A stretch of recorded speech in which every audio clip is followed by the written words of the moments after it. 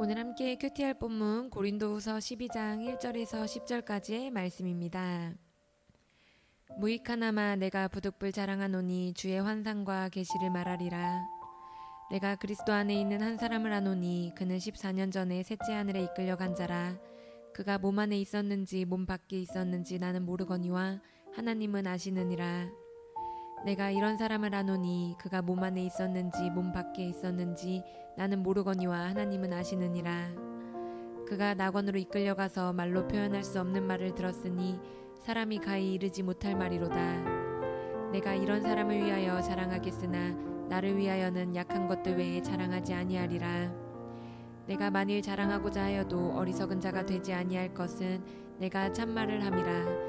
그러나 누가 나를 보는 바와 내게 듣는 바에 지나치게 생각할까 두려워하여 그만두노라.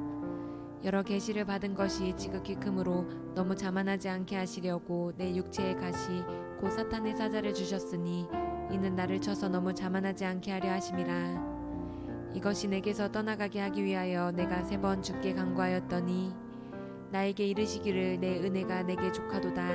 이는 내 능력이 약한 데서 온전하여짐이라 하신지라. 그러므로 도리어 크게 기뻐함으로 나의 여러 약한 것들에 대하여 자랑하리니 이는 그리스도의 능력이 내게 머물게 하려 함이라. 그러므로 내가 그리스도를 위하여 약한 것들과 능욕과 궁핍과 박해와 공고를 기뻐하노니 이는 내가 약한 그때에 강함이라. 아멘. 우리는 어제 본문을 통해서 자신을 자랑하는 바울의 모습을 살펴보았습니다. 그러나 바울의 자랑은 거짓 사도들이 하는 자랑과는 달랐습니다.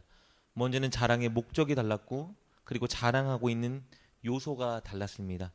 거짓 사도들은 자신들을 드러내고 자신들의 권위를 견고히 하고 그래서 이익을 취하기 위한 목적으로 자랑했습니다. 그래서 자신들이 가진 것, 자기 능력, 자기 스펙, 외모 같은 것들을 자랑했습니다.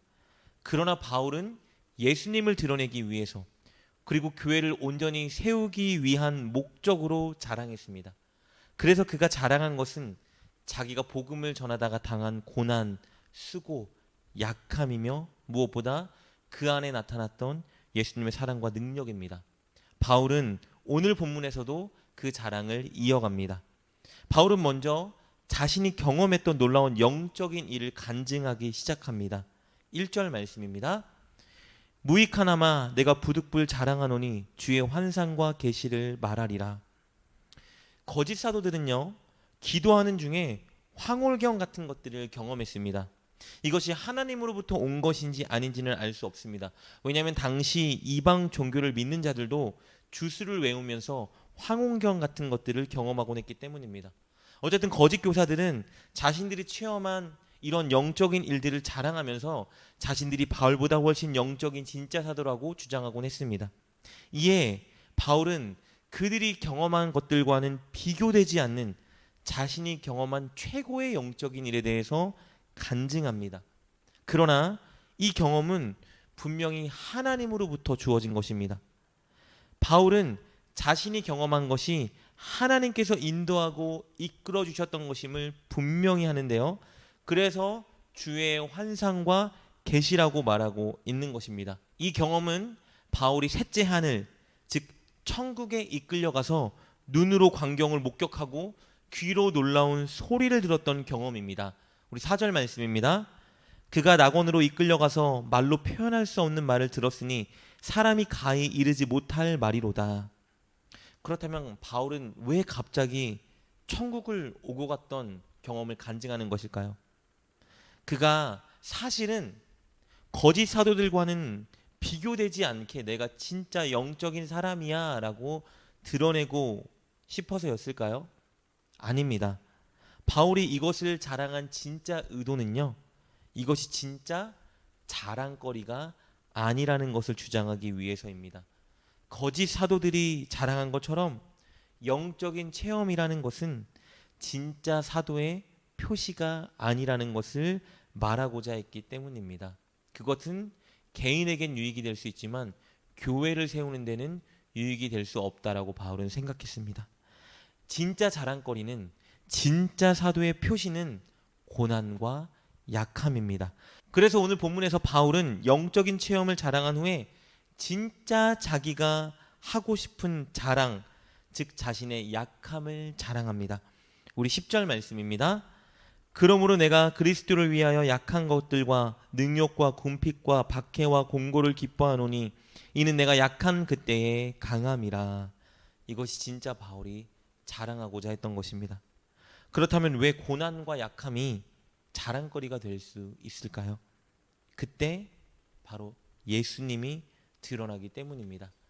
바울은 우리가 어제 살펴본 본문을 통해서 분명히 자신이 복음을 전하다가 영혼을 살리기 위해 엄청난 수고와 고통당했다는 것을 간증했습니다. 그 이유는 예수님이 복음을 전하고 우리를 구원하기 위해서 그렇게 엄청난 고난을 당하셨기 때문입니다. 그것이 복음을 전하고 영혼을 살리는 방식이었기 때문입니다. 고난이 없다면 복음을 전할 수 없고 고난이 없다면 영혼들을 구원의 길로 인도할 수 없기 때문입니다. 그래서 바울은 마땅히 그 고난을 당했던 것입니다.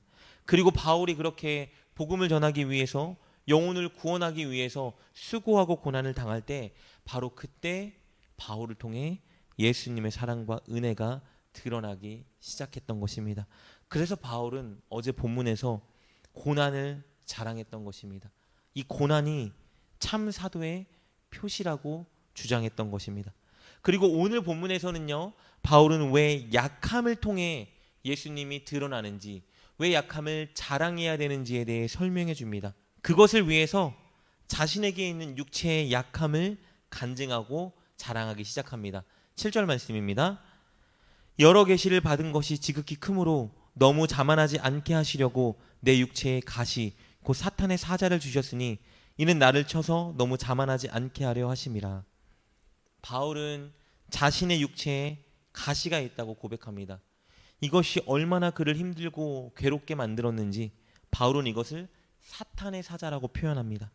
학자들은 이것을 바울이 겪었던 간질, 안질, 말라리아 혹은 말의 어눌함 등으로 추측합니다. 이 가운데 간질이나 안질이 많은 학자들에게 가장 인정받는 질병들 중에 하나입니다. 이것은 인간적인 관점으로 보면 바울이 복음할 때 그를 충분히 낙심시킬 수 있는 요소였습니다.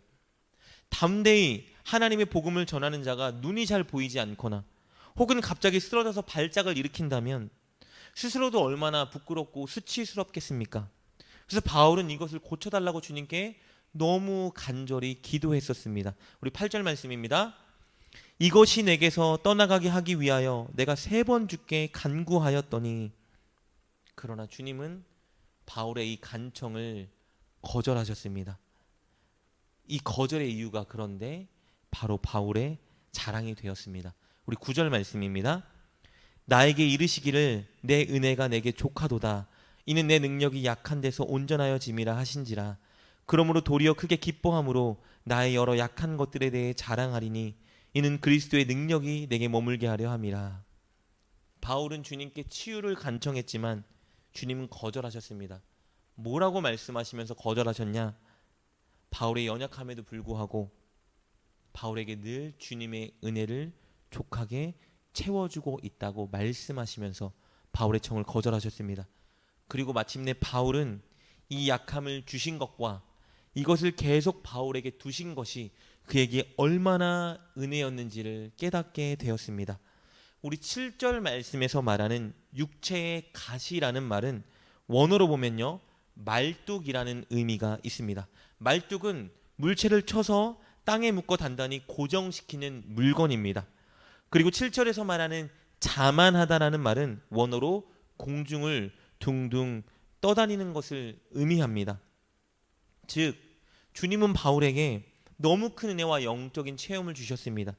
그런데 바울이 그 은혜에 혹여나 자만하게 되는 순간 그는 주님을 떠나 둥둥 떠다닐 수 있는 상황에 처할 수 있었습니다. 그런데 주님은 바울에게 가시, 즉 말뚝을 주셔서 바울을 쳐서 바울을 주님께로 단단히 고정시켜 놓은 것입니다. 즉 이 육체의 연약함을 통해서 바울이 주님을 결코 떠날 수 없도록, 바울이 늘 주님 곁에 붙어서 주님만 의지하며 살 수 있도록 만들어 놓으신 것입니다. 그래서 바울은 9절 후반전에 이렇게 고백합니다. 그리스도의 능력이 내게 머물게 함이라. 주님은 늘 바울이 주님을 의지하며 바울이 주님 곁에 머물게 만드신 것입니다.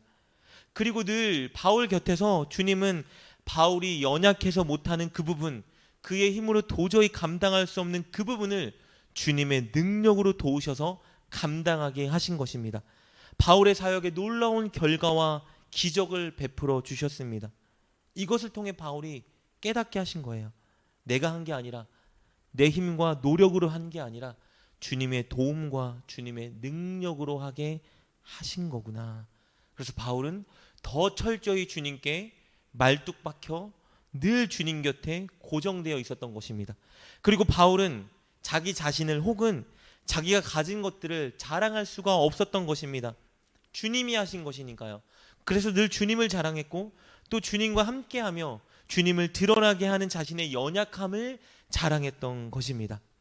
바울은 오늘 본문에서 이 간증을 통해서 진짜 사도의 참 표시는, 진짜 그리스도인이 자랑해야 하는 것은 주님의 영광을 위해서, 복음을 위해서, 영혼들을 살리기 위해서 받는 고난이어야 한다는 것을 가르쳐 줍니다. 그리고 우리의 연약함에도 불구하고 예수님이 늘 우리와 함께 하시고 우리를 도우신다는 그 놀라운 은혜만 자랑해야 한다는 것을 우리에게 가르쳐 주고 있는 것입니다. 사랑하는 여러분, 우리에게는 자랑할 것이 있습니다. 그것은 우리가 어떤 형편에 있든지, 어떤 어려움과 연약함 가운데에 있든지 우리와 늘 함께 하시는 주님의 은혜입니다. 우리에게 구원을 주셨고 천국 가는 그날까지 우리와 늘 함께 하시며 우리를 인도하시는 그 은혜입니다. 이 은혜는 우리가 연약함에도 불구하고 결코 변하지 않는 하나님의 은혜인 것입니다. 그리고 연약한 우리를 도우시고 인도하시고 복음의 통로로 사용하시는 엄청난 주님의 은혜가 있습니다.